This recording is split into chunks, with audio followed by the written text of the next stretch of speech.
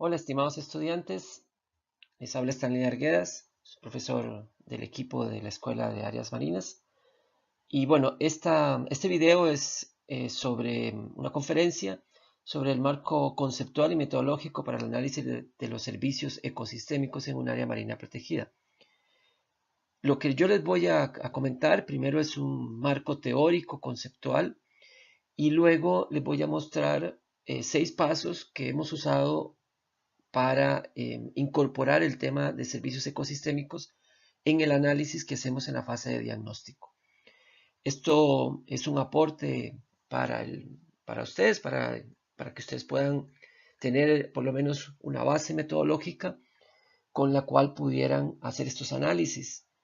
Y lógicamente, pues es algo que pueden modificar, adaptar a su realidad. Esto es un marco metodológico que lo hemos venido desarrollando y pues seguirá en desarrollo cada vez que aprendamos más, lo vamos mejorando, lo vamos cambiando. Pero voy a compartir pues lo que hemos aprendido hasta el momento y cómo lo usamos en nuestros procesos de planificación de áreas protegidas. Bien, primero, como parte de ese marco conceptual inicial, eh, el enfoque ecosistémico menciona el tema económico.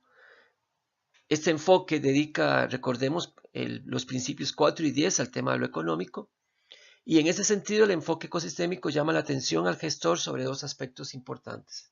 El primero es que dado que los ecosistemas son el sustento de las sociedades humanas, hay que equilibrar los esfuerzos de conservarlos con el aprovechamiento de los bienes y servicios que le brindan.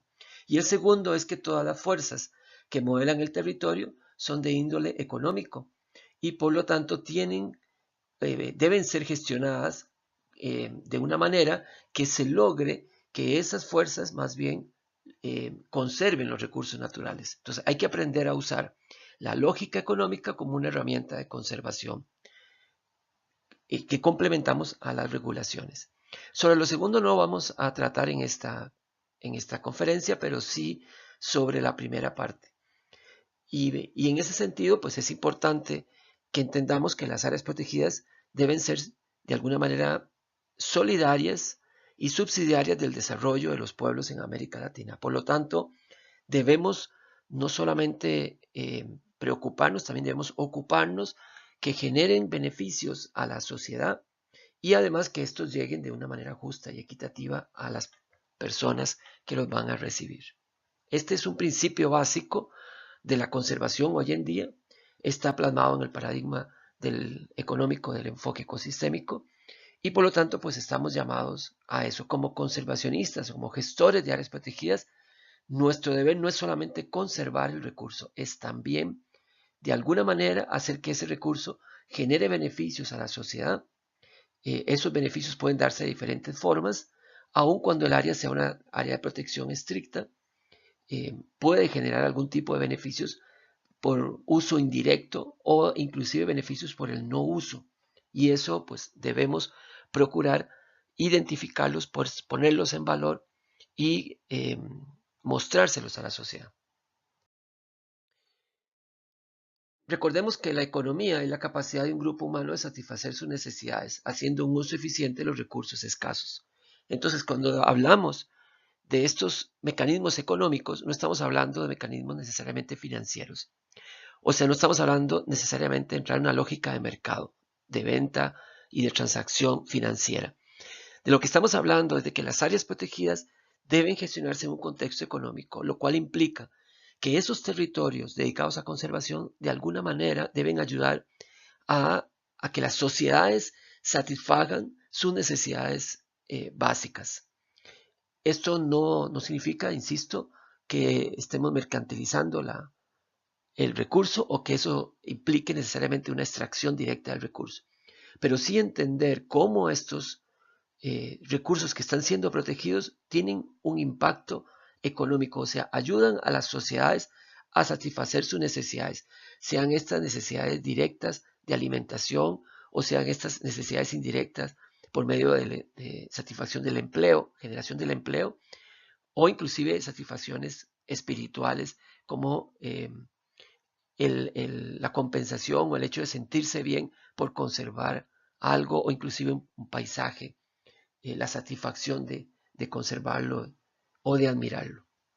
Entonces, decimos que las áreas protegidas deben gestionarse en un contexto económico, y ese contexto económico nos lleva un poco a entender o a buscar esas relaciones entre las necesidades, la satisfacción de las necesidades de la sociedad particular y especialmente de aquellas sociedades dentro o colindantes al área que llamamos comunidades locales. Esto lo hacemos porque entendemos que todas las personas o los seres humanos satisfacemos nuestras necesidades básicas, alimentación, abrigo y otras similares, de los ecosistemas propiamente. Entonces, impedir que la gente accese a los ecosistemas de manera global, pues sería básicamente matar a las personas. Entonces, no hay que llevar a ninguno de los dos extremos, ni cerrar todo al uso, ni abrirlo todo al uso de la gente. Hay que buscar esos puntos intermedios o como ecosistemas que no tienen inclusive un acceso directo pueden también generar beneficios de manera indirecta. El enfoque de la conservación hoy en día es poner precisamente aquello que estamos conservando al servicio de las necesidades de las personas. Y esto es importante para que la gente se sensibilice sobre el tema de la conservación. Yo quiero contarles una historia. Existe una mujer que se llama Laura. Laura trabaja en una oficina de un banco y no le gusta, no tiene ningún vínculo con el tema de la biodiversidad de los bichos. De hecho, detesta estar sometida a piquetes o de mosquitos o ir a espacios naturales porque siente que está en un ambiente demasiado agresivo. Es una persona de ciudad. Como ella, hay muchas personas que, que no tienen una vinculación muy directa, además de lo que ven por televisión. Bueno, resulta que estamos tratando de conservar a un animal que se llama Félix, una especie de un felino, y entonces para convencer a Laura de la importancia de conservar este animal, tratamos de establecer una relación entre Laura y el felino. Para eso le explicamos a Laura que estos felinos son controladores de poblaciones que a su vez son dispersores de semillas que generan los árboles, que ese conjunto de árboles generan los grandes bosques tropicales, que aquí estamos hablando de una situación aquí en Costa Rica, y dentro de esos bosques tropicales hay toda una complejidad de especies que se relacionan entre sí y que forman grandes ecosistemas, y que esos ecosistemas en todo el planeta albergan la gran biodiversidad del planeta. Y entonces Félix, de alguna manera, conservar a Félix es conservar la biodiversidad del planeta. Ya habiendo llegado a ese punto, nos damos cuenta que no establecemos ninguna relación con Laura, porque Laura pues no tiene una vinculación importante con el tema de la biodiversidad. Entonces, esta línea de pensamiento, esta lógica que aplicamos y que hemos aplicado durante mucho tiempo, con personas como Laura, que son muchas en el planeta, se nos cae. No funciona. Entonces vamos a seguir otra vía a ver si con eso llegamos hasta Laura. Empezamos en el mismo punto, que es nuestra especie bandera, y decimos que Félix es un controlador de poblaciones de especies que son dispersoras de semillas de árboles que forman las grandes masas de bosques. Esas grandes masas de bosques funcionan como esponjas que retienen el agua y la liberan poco a poco, logrando mantener grandes lagos que son utilizados para la producción hidroeléctrica, que es la que genera la electricidad que va hacia el computador, hacia la oficina, y lo que le permite a Laura trabajar todos los días. Y ahí sí establecimos una relación entre Félix y Laura. ¿Por qué esa vía funcionó y esta otra no funcionó? Porque la segunda vía de análisis nos llevó a un elemento dentro de las necesidades de Laura, que es la energía para poder desarrollar su trabajo, la energía eléctrica. Habiendo creado ese vínculo, Laura puede ver la importancia de un animal como Félix en su vida. Por la otra vía no logra ver eso. Entonces, hoy en día entendemos que si no hacemos esto, si no vinculamos lo que estamos protegiendo con las necesidades de las personas, con la satisfacción de las necesidades de las personas, no vamos a tener éxito. Y esto es lo que llamamos el enfoque de la conservación, el enfoque económico de la conservación, que nos lleva a entender que necesitamos establecer esa relación entre aquellas personas que de alguna manera van a favorecer o a entorpecer la gestión del área y el recurso. Y esa vinculación está hecha a través de un elemento que llamamos los servicios ecosistémicos. Ahora, ¿qué son entonces estos servicios ecosistémicos? La evaluación de los ecosistemas del milenio, de la que voy a hablar, a referirme en una diapositiva más adelante, define los servicios ecosistémicos como los beneficios que las personas obtienen de los ecosistemas. Un concepto simple, pero muy poderoso. Esta definición integra el concepto de servicio con el de beneficio, los que son de naturaleza muy distinta, pero en este concepto están incluidos los dos. En términos económicos, un servicio es un bien de naturaleza intangible. Por eso se llama servicio y se diferencia de bienes que son de naturaleza tangible.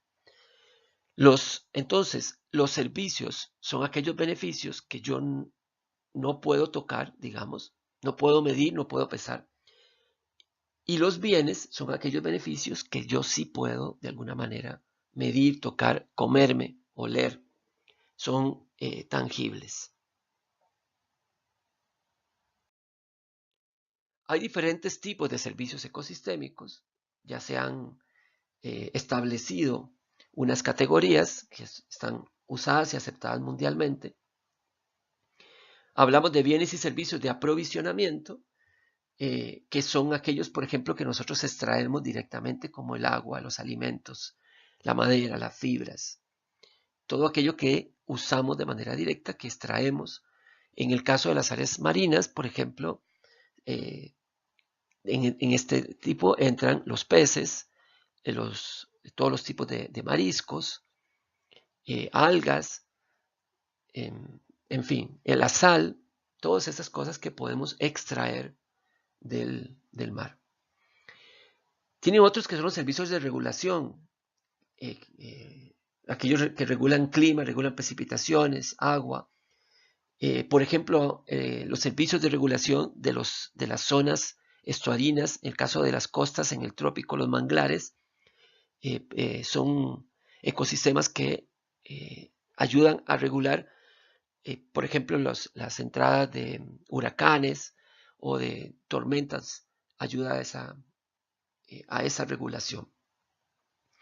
Las corrientes marinas también, por ejemplo, son servicios que ayudan a la regulación del clima y a la movilización de nutrientes y de especies por el mar. Están los bienes y servicios culturales que proporcionan, por ejemplo, la belleza, la inspiración, los valores recreativos. Por ejemplo, en el caso del mar, el disfrute, el hecho que conservemos una costa y podamos ir a disfrutar esa costa, eso es un servicio cultural. Que podamos ir a ver ballenas, a ver cualquier especie, digamos, marina o costera, pues son cosas que tienen que ver con estos servicios culturales, bienes y servicios culturales. Y tenemos el cuarto tipo, que son los servicios esenciales, que son aquellos servicios que nosotros, los seres humanos, no los disfrutamos directamente, pero son aquellos servicios que proporcionan las condiciones para que los tres anteriores se puedan dar. La producción, la formación de suelo, la fotosíntesis, los ciclos de nutrientes, estos tipos de servicios que mantienen los ecosistemas funcionando.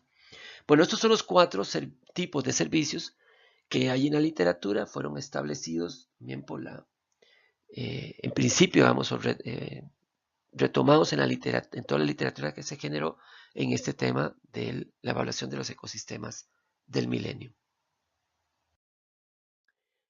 Aquí tenemos ejemplos de bienes y servicios de diferentes ecosistemas, tierras agrícolas, ecosistemas de bosque, sistemas de agua dulce. Ahí pueden ver listas de bienes y servicios asociados a esos ambientes. Y aquí tenemos praderas también, ecosistemas de praderas y el ecosistemas costeros, donde se habla de que los bienes, por ejemplo, es el pescado, los mariscos, harina de pescado, algas, sal, e inclusive recursos genéticos. Y los servicios habla de que moderan los impactos de las tormentas.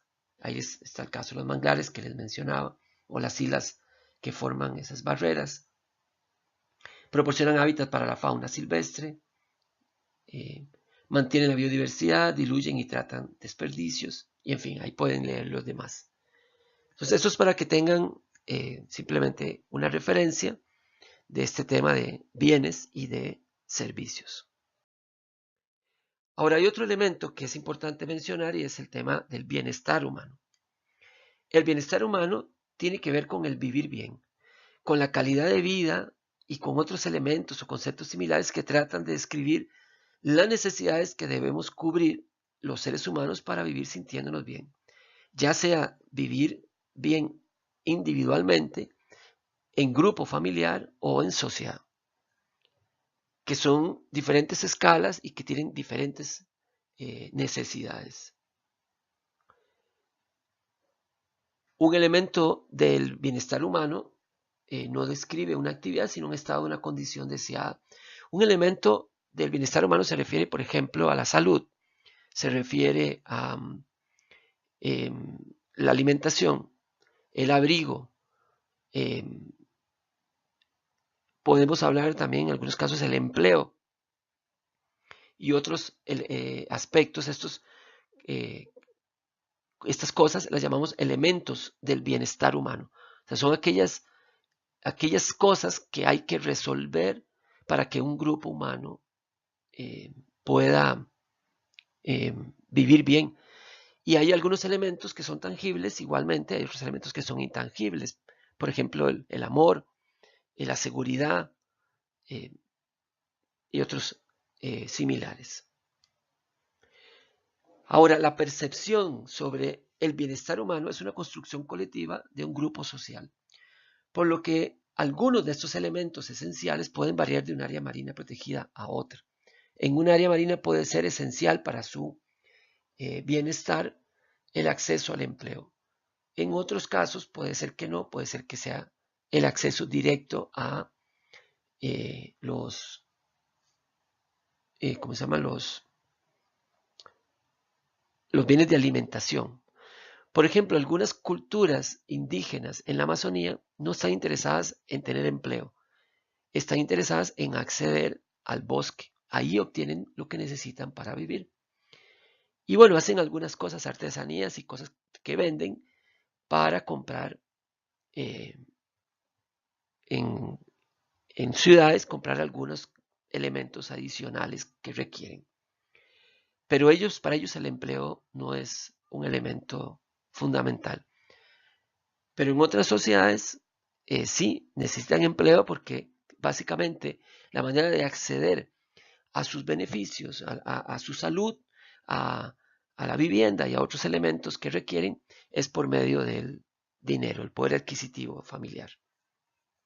Y entonces ahí sí necesitan el empleo. Entonces, estos elementos del bienestar humano pueden cambiar de una sociedad a otra. La evaluación de los ecosistemas del milenio, que les mencioné anteriormente y que es importante porque marcó de alguna manera elementos conceptuales que usamos hoy en día, como el concepto de servicio ecosistémico, las tipologías de servicios ecosistémicos y otras cosas más, es una un esfuerzo que hizo el mundo a finales de los años 90 y principios de este siglo para satisfacer las demandas de información científica de los tomadores de decisión sobre las consecuencias del cambio de los ecosistemas en el bienestar humano. Se realizó desde el año 2001 al 2005, aunque empezó desde antes toda la fase de preparación, y costó más de 17 millones de dólares. Esto fue básicamente costos directos, pero hubo muchos costos indirectos. Algunas personas hablan que eso costó alrededor de 50 millones de dólares. Fue hecha por un consorcio de más de 1.360 científicos de todo el mundo y 5 organizaciones de las Naciones Unidas, 4 convenios internacionales y otras organizaciones de la sociedad civil. O sea, fue un ejercicio, un esfuerzo mundial por entender cómo funcionaban los ecosistemas. Y pues se considera que es la mayor auditoría ecológica sobre el estado de conservación de los ecosistemas hechas en el planeta.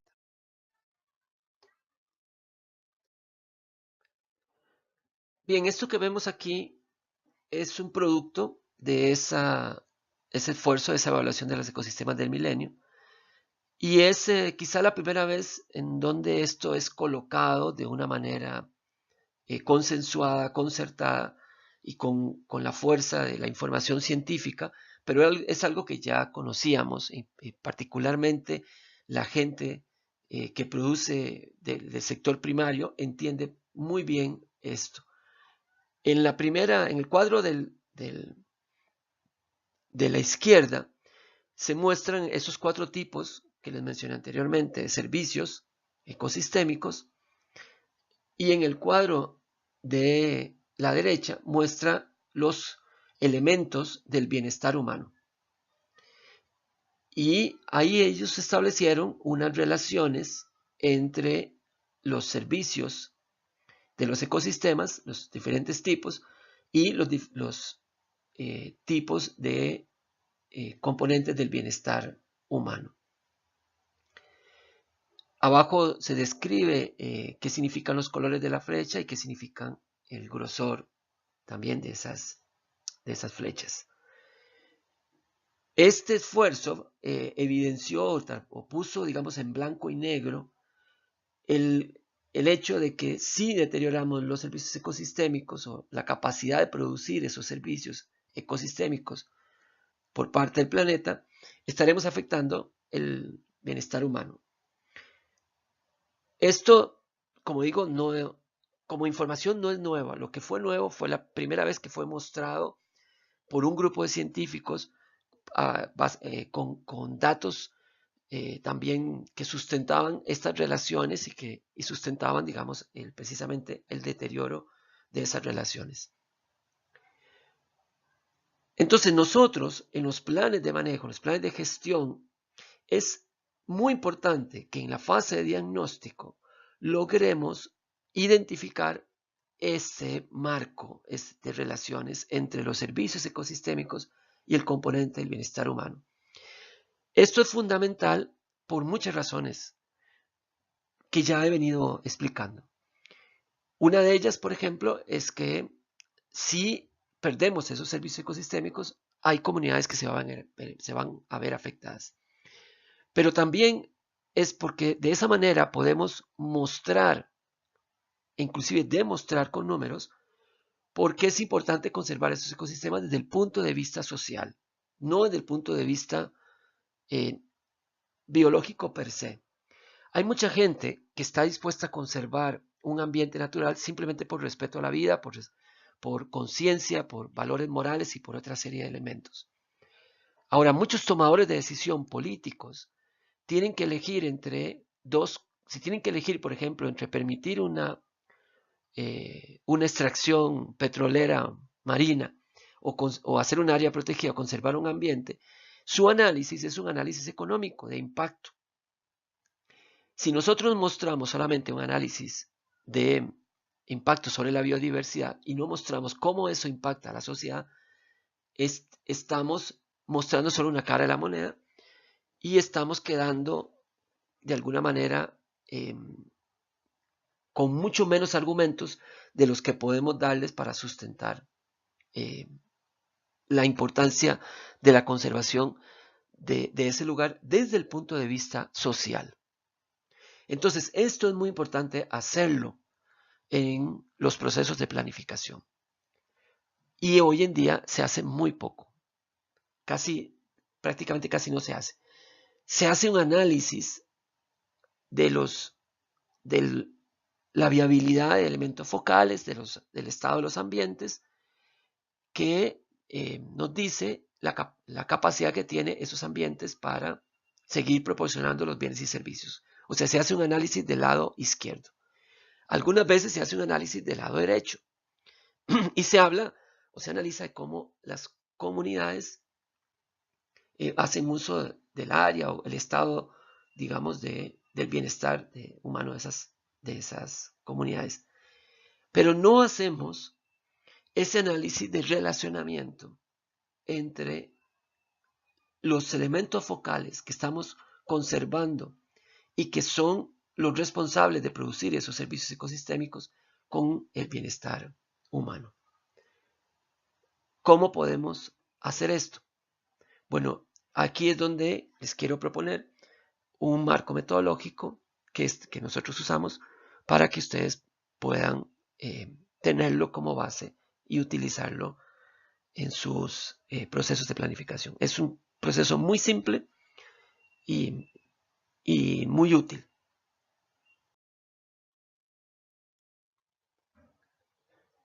Bien, ¿en qué consiste este marco metodológico? Consiste en 6 pasos. El primer paso es una revisión y homogenización del marco conceptual que se va a usar en el análisis. El paso 2 es una identificación de los servicios ecosistémicos, entendiendo por servicios ecosistémicos bienes y servicios, elementos tangibles e intangibles. El paso 3 es un relacionamiento de esos servicios ecosistémicos con los elementos del bienestar humano de las sociedades humanas que están vinculadas al área marina. El paso 4 es una identificación de los sectores sociales que a juicio de los planificadores reciben esos beneficios. Luego se hace una discusión de resultados, que es el paso 5, y por último hay una identificación de los desafíos, que es lo que pasa luego a conectarse con los objetivos, las estrategias, las metas que se van a producir en el plan.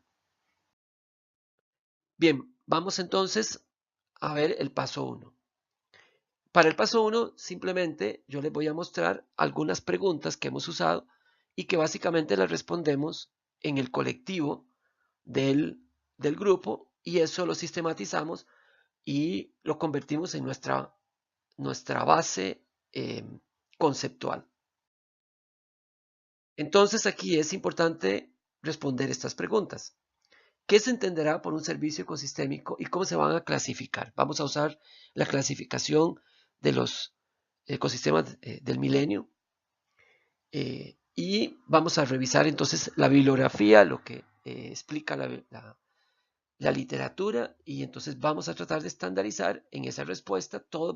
Para que todo el equipo que va a trabajar entienda lo mismo por servicio ecosistémico. Yo les recomiendo que hagan esto porque cuando lo hagan se van a dar cuenta de que pareciera que todos piensan lo mismo, pero no es así. Luego, la siguiente pregunta sería: ¿cuáles son los elementos que definen los aspectos que son particularmente clave para el bienestar humano de las comunidades locales? Aquí, como los modelos de desarrollo de cada comunidad tienen elementos particulares, diferenciadores, algunos están basados en turismo, otros están basados en comercialización de productos extraídos o en combinaciones de esas cosas, pues es importante identificar dónde están esos elementos. Por ejemplo, en un análisis que nosotros hacíamos en los Andes, que se lo voy a mostrar más adelante, en una área protegida en la provincia de Salta, el tema de la energía es vital porque es el tema para calentarse. Entonces es un elemento fundamental para el bienestar humano. Y eso está relacionado con el ecosistema porque ellos obtienen mayormente la energía calórica de los ecosistemas. Luego, ¿cómo se agruparán los sectores sociales que están vinculados con el área marina. ¿Cuáles son los sectores y cómo los vamos a agrupar? Sector científico, sector académico, sector comunidades, sector empresa turismo, sector empresa pesquera, en fin, cuáles son los sectores que vamos a trabajar. Una vez que han respondido a esas preguntas y se han organizado y ya tienen eso claro, pasamos al paso 2 y es la identificación de los servicios ecosistémicos. Para esto, la manera que nosotros lo hacemos es en talleres, de forma participativa, dependiendo de cómo hayan diseñado ustedes el proceso de planificación, qué actores han decidido incluir o cómo han pensado que va a ser toda la gobernanza del proceso de planificación, pues así serán esos talleres. Esto es una fotografía de un taller un proceso en Salta, en donde estábamos precisamente identificando bienes y servicios y toda, digamos, la gama de los pasos que más adelante voy a explicar. Entonces nosotros colocamos en una pared una manta que le poníamos una goma y con tarjetas que se adhieren a la manta y vamos identificando en la primera columna los bienes y servicios que el ecosistema producía. Entonces esto lo hacemos en talleres de manera participativa. Entonces aquí es muy importante tener claro el concepto. Y les aseguro que cuando empiecen a definir los servicios van a tener que volver a revisar el concepto y volver a ratificar qué es lo que están entendiendo. Siempre hay confusión en ese sentido. El tercer paso, una vez que han identificado los servicios ecosistémicos, es relacionarlos con elementos del bienestar humano. Pero además de relacionarlos con elementos del bienestar humano, van a catalogar esos elementos del bienestar humano con un criterio que llamamos de insustituibilidad. ¿Qué es ese criterio de insustituibilidad? O algo parecido. Ni yo todavía, después de tantos años de usarlo, logro decir esa palabra bien. La idea es identificar cuáles de esos beneficios no son sustituibles por otras fuentes. Y para eso nosotros usamos tres categorías. La categoría A es aquella en donde ese beneficio que yo obtengo del ecosistema es extremadamente costoso o imposible de sustituir. Esto significa que ese beneficio en particular es extremadamente difícil de ser sustituido actualmente por otra vía o que su costo de sustituirlo lo hace casi inaccesible para el usuario actual. Por ejemplo, en les voy a poner un ejemplo que conozco de un área andina. No tengo ejemplos marinos, entonces no voy a usar ejemplos marinos. En un área andina, la gente se calienta utilizando una planta que llaman la tola. Bueno, el llevar gas a ese lugar o producir o llevar leña, porque además son áreas muy, muy áridas, entonces no hay, el único arbusto quemable es ese. La forma, digamos, o la idea de llevar ahí algún otro mecanismo para la calefacción es muy caro, es extremadamente caro. Y entonces para ellos es casi insustituible la tola como elemento energético. Entonces la tola es un bien que ellos obtienen que produce ¿qué beneficio? El beneficio del calentamiento, de la energía para cocinar, para calentar las casas, porque estamos hablando de zonas andinas muy altas, sobre los 4.000 metros, en donde pues, el frío es extremo. Entonces ahí ese beneficio, el beneficio de la energía para el calentamiento, energía para cocinar, extraído por medio de la tola, es de categoría A, es extremadamente costoso o imposible de sustituir. La categoría B es cuando es posible sustituirlo, pero requiere de una inversión muy alta.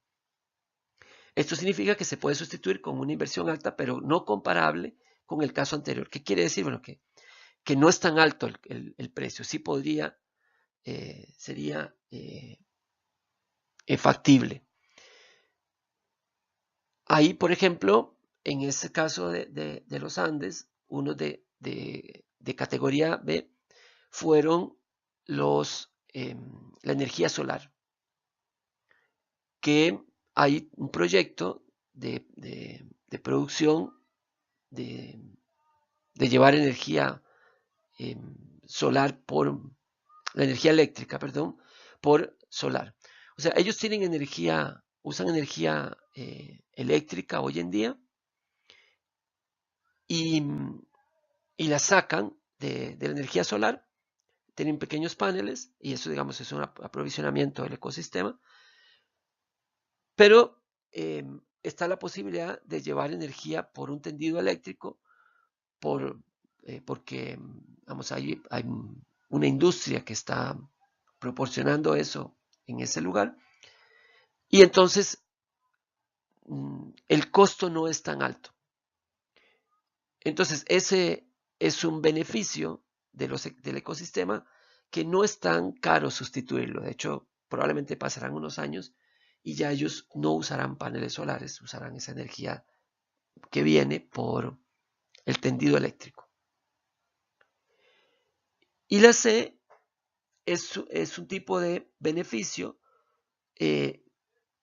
con el cual hoy ya cuenta con alternativas, o sea que es muy fácil sustituirlo. Por ejemplo, en esas culturas, ellos utilizan ciertos elementos del ambiente para hacer tintes con los que hacen artesanías.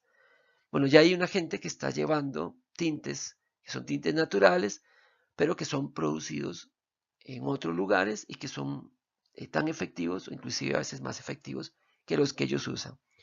Entonces, ese bien que hoy obtienen, que son los tintes, ya no, vamos, hoy en día ya inclusive hoy tienen otra alternativa. Entonces, es un bien de categoría, que produce un impacto de categoría C, que es fácil sustituirlo. Entonces, nosotros usamos esas tres categorías y con esas tres categorías calificamos los beneficios. Los beneficios los hacemos de la misma manera que generamos los servicios en un taller. Inclusive en el mismo taller vamos llenando la primera columna de izquierda a derecha, que son los elementos o los bienes y servicios, perdón. Las columnas del medio es la columna de los beneficios.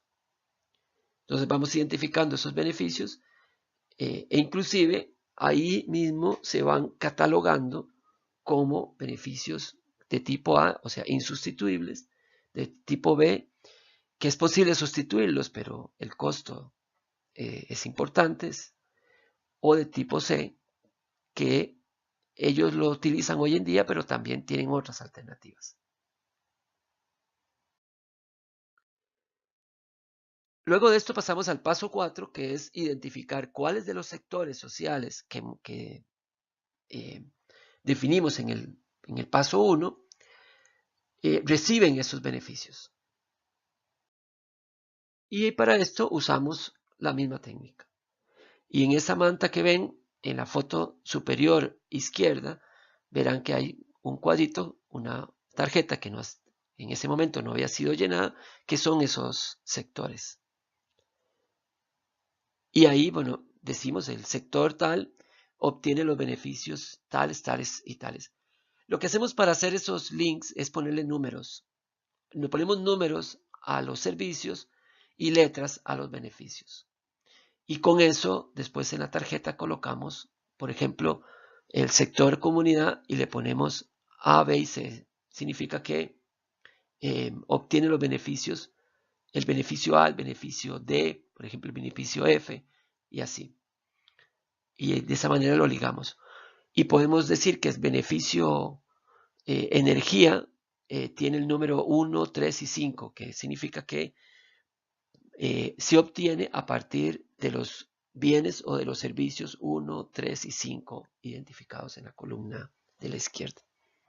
Y de esta manera lo vamos relacionando. Antes poníamos flechas, pero se volvía algo tan complejo de leer que no funcionaba. Entonces se genera algo como esto que les estoy mostrando ahorita en pantalla. Ya esto es esa manta anterior pasada en limpio. Y ahí lo voy a ir bajando. Entonces en la primera columna, en la columna de la izquierda, están los bienes y servicios. En la columna del medio están los beneficios y en la columna de la izquierda están los sectores. Las letritas que ven con colores alrededor de los beneficios representan sectores. La letra representa sectores y el color representa el tipo de insustituibilidad. Aquí nosotros usamos otros códigos un poco diferentes, pero bueno, ahí está, que son los colores. Perdón, los colores representan los sectores y las letras el nivel de insustituibilidad. Y entonces ahí están los amarillos. Sobre todo nos interesaba ver lo que eran, diferenciar lo que eran usuarios externos de lo que eran el sector de empresas y el verde, el sector comunidades. Entonces vemos, por ejemplo, que la vestimenta para todos pues tienen otras alternativas, pero por ejemplo la generación de conocimiento es insustituible para sectores como comunidades locales, rurales o para comunidades locales urbanas. La comunicación, por ejemplo, los ecosistemas brindan bienes y servicios que son insustituibles para la comunicación, para comunidades locales y para locales rurales y locales urbanas. Bueno, este ya es un ejercicio terminado. Esto lo hicimos en esa zona andina que les estaba mencionando antes, de la provincia de los Andes. Y bueno, refleja un poco cómo queda más o menos ya el cuadro. Eso lo imprimimos en un plotter y lo colocamos en la pared. Una vez habiendo cumplido los 4 pasos anteriores, entramos en una fase de discusión de resultados. Para esto, elaboramos algunas preguntas desencadenadoras de discusiones de las cuales la gente llega un poco a conclusiones, y esas conclusiones son las que nosotros recogemos en tarjetas o las recogemos en papelógrafos o alguien que va llevando apuntes. Una pregunta importante es ¿qué servicios ecosistémicos dependen de la viabilidad de los elementos focales del área marina protegida que hemos analizado? Entonces, ahí vemos que tal vez hay algunos servicios. Por ejemplo, podría ser que un servicio ecosistémico sea el de la generación de alimento. Y eso es porque eso es producido por bancos de peces. Peces que son, digamos, puede ser un elemento focal, peces de uso local, puede ser un elemento focal nuestro. Entonces, ese elemento focal es el responsable de producir el bien que puede ser, el bien es carne, proteína, o depende cómo lo planteen, bancos de peces para consumo humano. Entonces ahí estamos ligando elementos focales que nosotros estamos analizando con bienes o servicios que hemos identificado. La siguiente pregunta es: ¿qué beneficios insustituibles dependen de servicios ecosistémicos asociados a elementos focales vulnerables o amenazados? Lo que estamos tratando ahí es de ver cuáles de aquellos beneficios que la comunidad no puede sustituir o es muy costoso sustituirlos, dependen de la sobrevivencia de un elemento focal que hoy en día está amenazado. Entonces estamos ligando ahí nuestros elementos focales con el bienestar humano de comunidades o impacto del bienestar humano que es muy difícil de sustituir. Y que entonces una inversión en la conservación de ese beneficio es una inversión en mantener ese beneficio. Los beneficios, otra pregunta, perdón. ¿Los beneficios son obtenidos bajo prácticas sustentables por parte de los beneficiarios o en su defecto qué tipo de impactos causan a los ambientes o especies que los producen? Entonces aquí lo que estamos en ese caso analizando es si la manera en que es extraído ese beneficio, es obtenido ese beneficio, genera un impacto. Puede ser que la viabilidad esté comprometida por los usos o esté comprometida por cambios climáticos o por deterioros de ambiente que no son necesariamente relacionados con las prácticas con las cuales las comunidades obtienen esos beneficios.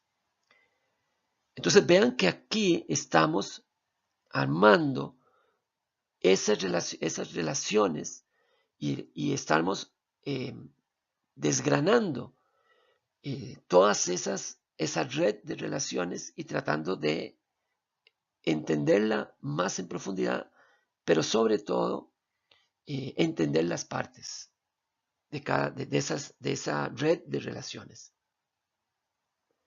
Otra pregunta importante es de qué forma participan en la gobernanza y la gestión del área protegida aquellos sectores que reciben beneficios del tipo A o B. ¿Por qué son importantes esta pregunta? Bueno, porque alguien que está dependiendo de lo que haga o no haga el área marina para mantener su bienestar, debería estar participando de las decisiones que se toman en el área. Porque ya que mis decisiones están afectando a esas personas. Entonces, como afectados directos o indirectos, ellos deberían estar participando de alguna manera en la gobernanza del área. Entonces, hay que entender ver si eso ocurre o no ocurre. Otra pregunta importante, ¿los beneficios que se generan en el área marina protegida son distribuidos de una manera justa y equitativa entre los diferentes sectores que los requieren? Estoy yendo a esos principios de buena gobernanza que se han discutido en la otra presentación que ustedes espero que ya hayan visto o vayan a ver después de esta. Esta es una pregunta también muy importante. No solamente debemos generar beneficios, sino estos beneficios deben distribuirse de manera justa y equitativa. Entonces es preguntarse si eso ocurre o no ocurre. Existe una cuantificación y puesta en valor de estos beneficios de manera que se dimensione social y económicamente el impacto económico que produce, dice dimensione social y políticamente el impacto económico que produce su existencia para los diferentes sectores sociales. Esta pregunta es importante porque eso es lo que nos ayuda a posicionar el área política y socialmente, nos ayuda a posicionar la importancia del área y la hace competitiva contra otros modelos de desarrollo que la puedan afectar. Y la última pregunta, ¿existen esfuerzos para internalizar esas externalidades del área marina protegida de manera que puedan de alguna forma subsidiar los costos de su gestión? Ese impacto económico, llamado también externalidades, ¿cómo lo traemos de nuevo al área protegida? En algunos casos eso se hace a través de pago de servicios ecosistémicos, o lo que llamamos también pago de servicios ambientales. Pero también puede ser a través de apoyo subsidiario de los mismos beneficiarios.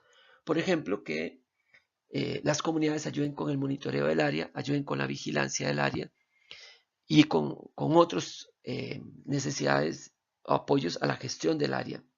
Ya eso, digamos, es una manera de internalizar esas externalidades. Entonces aquí no estamos hablando necesariamente de un flujo de dinero. Estamos hablando simplemente de que esa esos sectores beneficiados, sobre todo aquellos que se benefician, que obtienen beneficios del tipo A y también del tipo B, de alguna manera contribuyan a la gestión del área.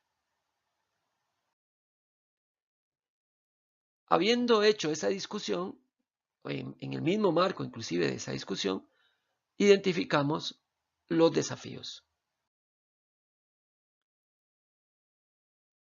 La pregunta es, ¿cuáles son los desafíos que nos presentan los servicios ecosistémicos? Este análisis que hemos hecho de los servicios ecosistémicos, ¿en términos de qué? En términos de mantener la capacidad de los ecosistemas para producirlos. ¿Cuáles son los desafíos para mantener esa capacidad? ¿Cuáles son los desafíos para establecer formas de aprovechamiento que sean sustentables? ¿Cuáles son los desafíos para establecer mecanismos y políticas para que se distribuyan de manera justa y equitativa? ¿Cuáles son los desafíos para cuantificar el impacto económico de las externalidades que produce el área? ¿Cómo cuantificamos ese impacto económico? ¿Y cuáles son los desafíos para internalizar esas externalidades para compensar el costo de su conservación? Esos desafíos, lo que hacemos es que esa producción de desafíos es la base para generar beneficios, para generar estrategias, para generar objetivos, metas en la etapa siguiente del plan, la etapa 3, que es la etapa de alcance, posterior a este análisis. Esto lo hacemos dentro de la etapa 2, de la etapa de diagnóstico. Y estos son los 6 pasos de esa metodología. ¿Por qué hemos compartido estos 6 pasos con ustedes? Primero, por la importancia que tiene este tema de análisis.